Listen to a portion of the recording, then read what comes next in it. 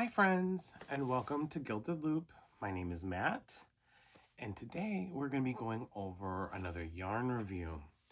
I presented in my yarn haul the other day a new yarn, which was Puréed Yarns Karma Ombré Yarn, which looks like this.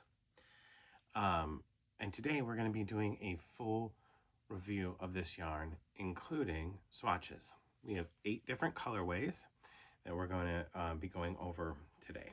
Okay, so first let's go over some of the stats for this Puréed Karma yarn. So Puréed Karma is a new yarn. Puréed just came out with it a few weeks ago, and as soon as I noticed it, I knew that I had to get some. What I was so intensely impressed with was it's soft as a cloud. The overall softness of this is off the charts. It has a pretty good amount of halo meaning these little, a little bit of fuzz that comes off of it. It reminds me a lot of like the undercoat of like an Angora style cat. It does have like little fuzzies and stuff. So this is a 5 bulky weight yarn, which is nice in my opinion because it means that it will work up quickly. So here's some of the stats. So it is an ombre yarn. It's a very light ombre, but ombre nonetheless. It is 174 yards. It's a 100-gram ball, so each skein is 100 grams. It's 3.5 ounces. It's a 51% acrylic, 34% cotton, and 15% nylon blend. It's produced with airflow technology, it says, and it is recommends a 6.5 millimeter crochet hook, which is a USK 10.5, and also a 6.5 millimeter knitting needle. It is hand wash and lay flat to dry. So whenever I see hand wash, lay flat to dry, tells me probably not the best product for blankets, scarves, hats, gloves. All of those things are great. Cowls, some wearables. Think of things that you don't have to wash that often. So like a baby blanket, although it's luscious and soft, may not be the best option for this. Just because they spit up, you end up having to wash it. So you're going to have to know that you're going to have to hand wash and lay flat to dry. Even though this is hand wash and lay flat to dry, I am going to be doing a wash test. I'm going to put one of these samples in the washer and in the dryer just with other clothes, and I'll show you the before and after of what it looks like so we can test out that theory. Just a little disclaimer, my washer may be different from your washer, my dryer may be different from your dryer, but this is just the typical experience, so we can at least see what happens. It's my thought that it's going to come out looking a little like fleece when you wash it, a little matted, but we'll see what happens. I'm really curious, so stay tuned to the very end for the outcome of that wash and dry test. But anyway, I have samples for everything today, all 8 different colorways. I have one fully worked scarf, and that encompasses 2 colors. And then I have 6 other individual samples. So without further ado, let's go ahead and kind of get into those. Again, I can't express how soft this is. Like, if you do amigurumi and want to have something to make like a butter soft teddy bear or something like that, I think this is a good candidate for it. And they actually have some good colors for that too. So I'm a neutral palette kind of person, so Although I have a few bright colors, most of my stuff is going to be some of their more neutral selections. But anyway, I'm holding this orange one, so we'll start with that. So this is called Puréed Pumpkin. Color Puréed Pumpkin. Yeah. Okay, so for Puréed Pumpkin, I did do this in the round. I have just one sample in the round, but this is a traditional granny square. So what you can see is you can see the subtlety of this ombre. So you have like a brighter color orange, fades into like a creamsicle, back into the brighter, back into the creamsicle, and starting to go back into the brighter again. So just the starting point is right here. But it's just very, it's very subtle. It's not stark changes. And I could see doing this as a larger project. Look how big this square is. This didn't take me that long at all. So and it's very lightweight. It's not a heavy outcome. You know, sometimes you don't realize it and you're knitting or you're crocheting something up and you're like, man, this feels like a weighted blanket by the time I'm done. It's very, very, very light. As I'm doing this, I can see little fibers flying off of it. But yeah, it's very, very lightweight. I think it will still have like a medium warmth to it. So not like super, super warm, but not like you're wearing nothing either. It's a 5, so, you know, it's got some cush to it. If you're somebody who gets hot really easily, this could be a candidate for you for a sweater. Maybe make it out of this. But again, we'll have to see how that wash and dry test turns out, so you know if that's really a viable option for you, because you gotta wash your clothes. So Puréed Pumpkin, that's the first one. The second one that I'll show you is this one. This is called Madder Brown. This is what the skein looks like. This is the color that I thought if you did amigurumi and you wanted to have the cutest brown for a teddy bear, this would be really great. I did use different stitch patterns for each sample, and I'll tell you what they were. So that was just your traditional granny square. This one is a linen stitch, or why did it leave my head?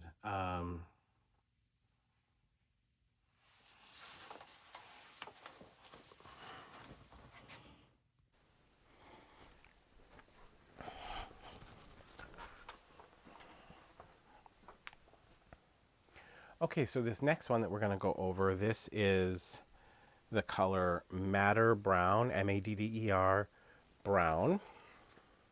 This is the one that I was thinking would make great teddy bears if you are into amigurumi. But this is kind of what the color looks like. So it's very subtle changes, and I'll show you in the sample in a second here.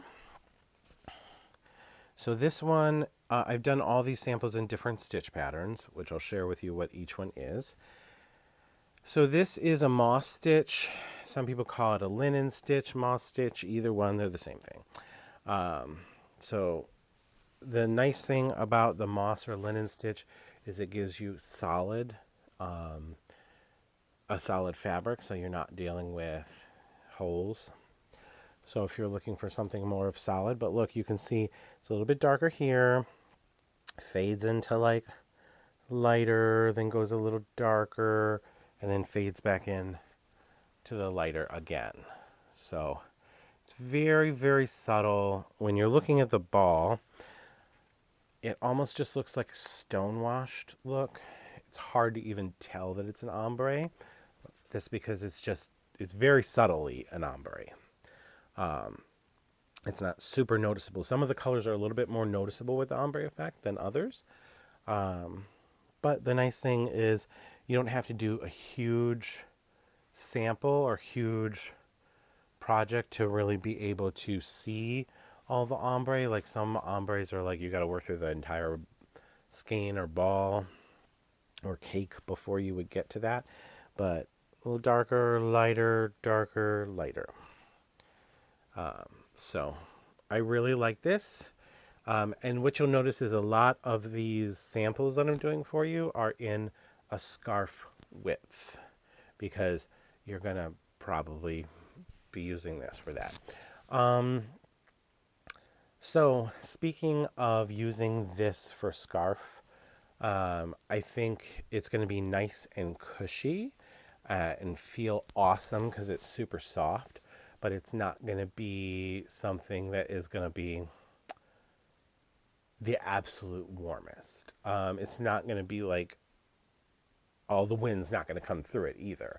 I think it will give you protection from the wind without making you sweat, if you catch my drift. It's kind of like a medium warmth. Okay, so just something to keep in mind with it, but it is very nice for a scarf. And just to show you a little bit closer up, it does actually have a little bit of a stonewashed look. It's almost like a stonewashed ombre. Hopefully that's coming out on camera. So, Madder Brown, and we did Puréed Pumpkin before that. Next, we'll go ahead and go over this color. This color really surprised me, and it's one that I ended up really liking. Reds are not my jive. However, when I saw this one, I said, oh, that's not your typical red. I'm weird. I like maroons, but I don't like red. But this is kind of a medium ground. So this is called Beet Red, B-E-E-T, like the vegetable, red. So again, you can see the color variations in this skein a little bit more than some of the other ones. But you can also see some of the fuzziness to it. So Beet Red. Now, with the Beet Red, I chose to do a simple ripple stitch. So nothing too intense. This simple ripple stitch is just clusters of 4. So 4, work your corner, 4, work your corner, 4, work your corner. So simple ripple stitch, but you have all the different variations in color. So you have darker to light and then dark to light. Again, you have a little bit of that stone-washed look, but you're going into the ombres. And like I said, this ombre seemed to be a little bit more noticeable. But I really liked it. It worked up super, I'm going over my mic here, super simple and easy, but looks great in my opinion. So I was very impressed by Beet Red. And that's what we have there.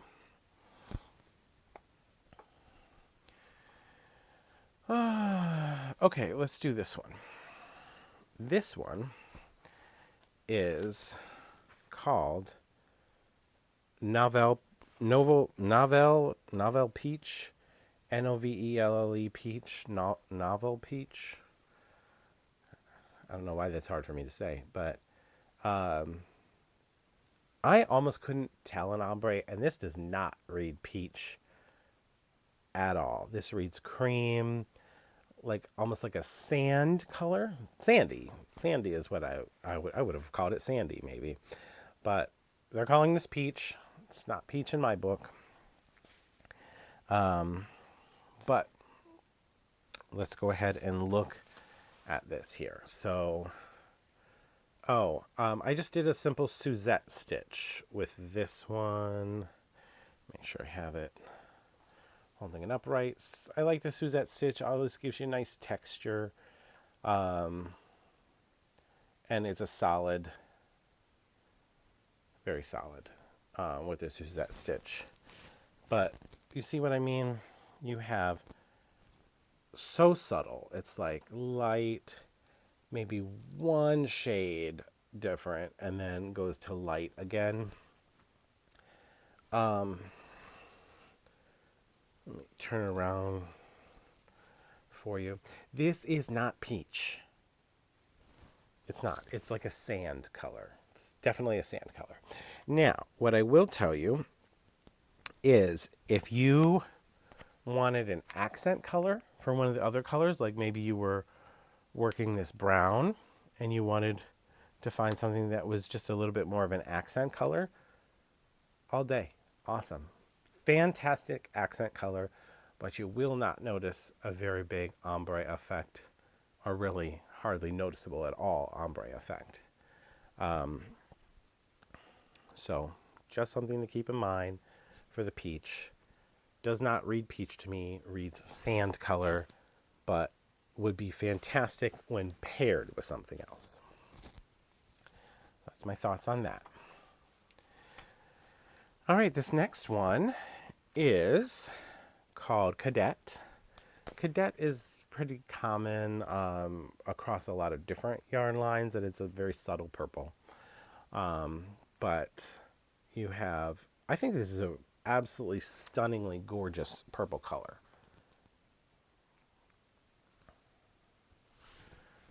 Again, you have kind of that, all of these are like a stonewashed look with getting an ombre and getting something super, super soft. Now, this one is just a half double crochet. The whole thing, half double crochet. I love the half double crochet. It's one of my favorite stitch patterns. And it's very simple. You always have your sides line up perfectly. It works up fairly quickly. And you just get a little bit of visual interest. So if you are someone who is new to crocheting and you want to make a scarf, but some of these patterns are intimidating for you, just do a half double crochet through the whole project. You're going to come out with something like this. It's going to look very, very nice. And you're going to have more of a solid fabric.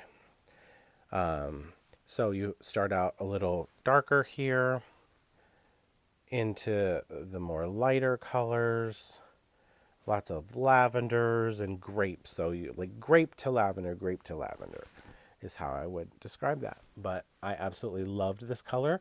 I would 100% do something with this color. I think it's beautiful. So again, this is Cadet, half double crochet. Give you a little bit of a closer look to that as well. But I loved it. Highly recommend that one. Okay. We're getting towards the end here. So this one, I really liked this color as well. Anyone who's tuned into my channel for a little while knows call me a greenhead, green, whatever. I love green. And this was a color that just really spoke to me. It's called Rainforest. So this is Rainforest. And I love, love, love, love, love this color. This is a double crochet V-stitch. The double crochet V-stitch will have some more holes. It's more of a lacy. But this is very much like Irish green, I would call it. You can tell it like green. But we've got darker to lighter, larger section of the darker, and then we kind of get into the lighter again. So just to show up a little bit closer, so you can see kind of this full sample here. This one was a little bit of a bigger sample. The double crochet V-stitch is far from a yarn eater. It uses less yarn as well. So that's Rainforest, which I really liked. All right, so the last piece, which is our 2 colors done together in a full scarf, almost. So I ended up using a little bit more of a yarn eater pattern. This is the Alpine stitch. So I didn't get the full scarf out of it. I got very close. So I have just shy of 5 feet. And I used 2 full skeins. So I used the Ultimate Gray and the True Navy. I really like how it looks together. I love the Alpine stitch, but the Alpine stitch uses a treble crochet drop down, so it creates a lot of texture, but it does end up being a little bit more of a yarn eater. Not terribly, but I need like 3 skeins to make a full project of this, and because I'm using 2 different colors, I really need 4 skeins, but I'm not going to use all of the 4 skeins. So if you're using a little bit more of a yarn eater and you're trying to pull off 2 different colors, you're going to need 4 skeins. If you're using just like a half double crochet or something like that, then you might be able to get it done with 2. You could definitely get it done with 2 if you're using a more of a lacy pattern, like a V-stitch or something like that. In my humble opinion, to make a proper scarf with a solid pattern, so not like a more lacy pattern, you need 3 skeins to properly do it. So whether that's all of the same color, 3 different colors, 1 color in 2 skeins and another color in 1 skein, you need 3 skeins. Truly, you do. In order to, I don't know, unless you like a shorter scarf, or maybe if you make it a little bit thinner, then you can get by with having 2 skeins. So you can make 2 skeins work, but if you want to do it nicely and maybe pick a more solid pattern, you really want 3 skeins. You can do a hat with 1 full skein. So my intention is I used the full 2 skeins that I had of this, of the True Navy and the Ultimate Gray. And so I'm going to buy 2 more. I'll finish this up, and whatever I have left, I'll make a hat. So I can have the hat and scarf matching combo. But let's go ahead and take a look at how the color, that's the end. Look at the start. So I did, what would this be, 4 rows each? 1, 2, 3, 4 of the Alpine stitch. It has, each section has 3 sections of the treble drop downs. Again, it creates a beautiful texture, but I'm not talking about the stitches much here. I'm talking more about what the colorway looks like. And when I'm marrying 2 colorways, I love doing something like this. So, because it doesn't create a harsh transition, it kind of marries the colors together really nicely. But, so we have lighter here, and you can see this is all kind of a solid color. And then it went into the darker, and then back into the lighter. And then this just became a little bit more of a brighter gray. This is like almost like a blue jean type color. And you can see darker, comes into a little bit of a lighter gray. Then we come into the blues, darker into lighter, lighter into darker, and so on. Just kind of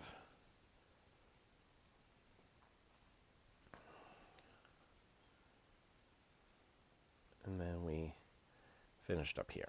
So that is what we're looking like for this colorway.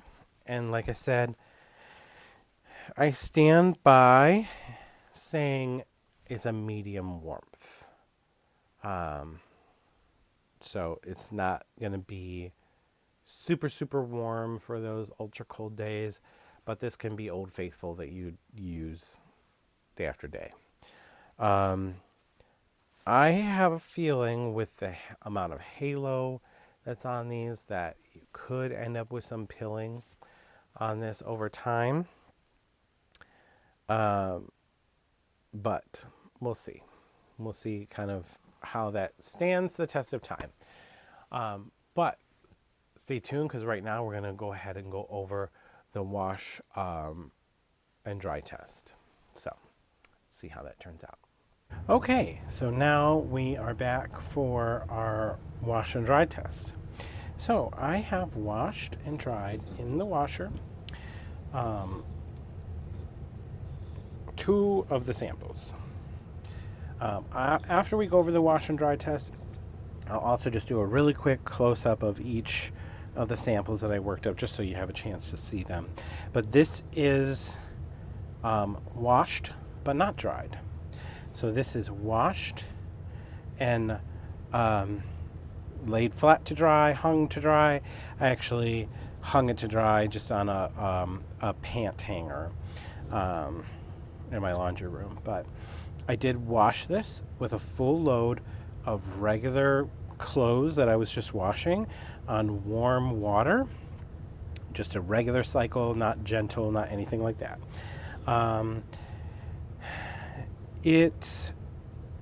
This is kind of the outcome. It's hard to tell, but I can see just a little bit of pilling forming. Not a lot, but as you can see, these things have a pretty significant halo. Let me show you an example of, like, for example, this was the green. This was, I think, Rainforest. So what you can see is there's a pretty significant halo, meaning the little bit of fuzziness that's coming off of the yarn. Hopefully that's picking up well on camera. So what tends to happen is when you have a little bit of this halo, the halo turns into a little bit of pilling, which is those little tiny balls that do form sometime after a wash. So on this one, like I said, I still see the halo here. You can still see it, but I can just see how in certain spots over time it's going to have a tendency to start having some pilling occur. I'm not really noticing much here. It did actually soften up a little bit as well. The one other sample that I did, I put it through the washer and the dryer, and that one softened up significantly, like hugely noticeable the second I touched it. But anyway, so this is the, what was this color called? Puréed Pumpkin. This is kind of the before and after. I did not notice any fading or anything significant other than, see, just a little bit of beginning formation of some pilling, but no real pilling noticeable yet. Again, if you wash this multiple times, I think you're going to see a little bit more pilling, but you can get a little fabric shaver and solve that. But like I said, you can even see here, it does definitely have a little bit of a halo. So that was the Puréed Pumpkin. The next one that I washed and dried was this Novelle Peach, the peach that's not really a peach. So this was washed and dried. One thing that I noticed was I could actually see the ombre effect a little bit more after I washed and dried it. So darker shade, lighter shade, darker shade, lighter shade. It's still very, very subtle, but to me, it looked a little bit more noticeable after drying. I did notice that you have a little bit more of a sheen on this, that it seems like the sheen goes away a little bit. But let me tell you what, this is washed and dried. in a load of regular laundry with other clothes, and it is lighter than air and feels like a cotton ball. Like, it's just buttery soft. Again, we still have the halo kind of going on, so over time multiple washes will tell a little bit more. And I saw, like here, see, there's a little bit of pilling starting there, and oh gosh, I went a little too close on the camera, sorry. There's a little bit of pilling going here and here, if you can see that. It's barely noticeable, but like I said, after many washes, I think it would be a lot more noticeable. This is also one of those fabrics that, like, stuff likes to cling to. Like, you see this little speck of whatever this is, it's like it doesn't want to let go of it. So I have a feeling like if you have dogs, dog hair is going to cling to this, or cats. But I was impressed with the wash and dry, even though it said hand wash and lay flat to dry. This turned out still pretty nice. The sheen that's picking up on camera right now, I don't see that as pronounced in person, just to share. But it does have nice stitch definition, as you can see. So that is the Novelle Peach. I showed with you the Rainforest. So just to show it again. Double crochet V-stitch. This is madder brown. This is the moss stitch or linen stitch.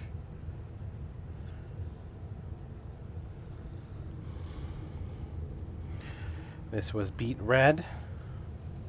This is the simple or the easy chevron, or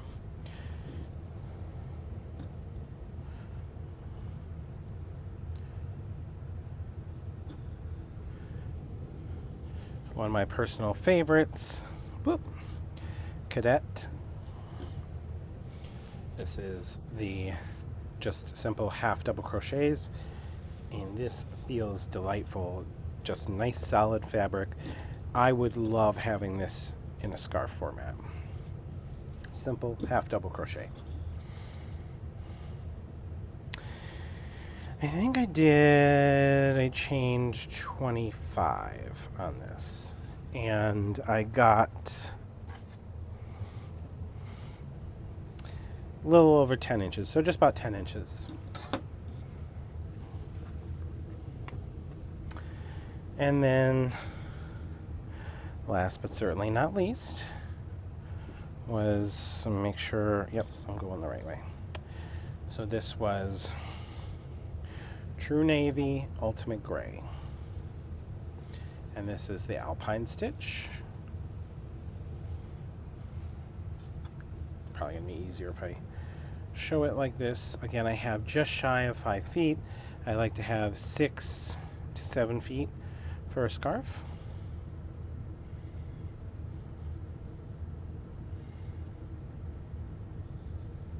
So that's what we've got going on.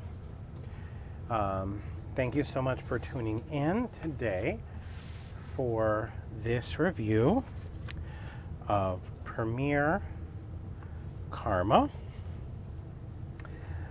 It was a pleasure bringing this to you, with this being a kind of brand new yarn. Hopefully you got a lot out of this review.